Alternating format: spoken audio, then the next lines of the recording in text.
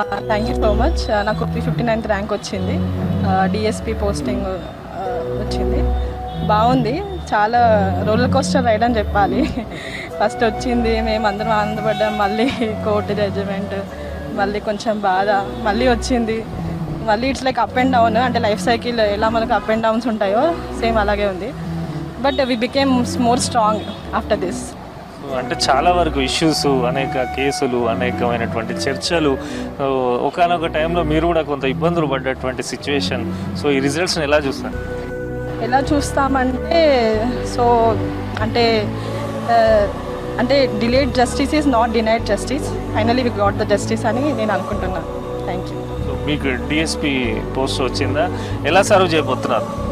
నేను particularly as a DSP posting ప్రకారం I want to focus more on women empowerment. Women should come in the police services and more women-centric, people-centric and police-friendly policies.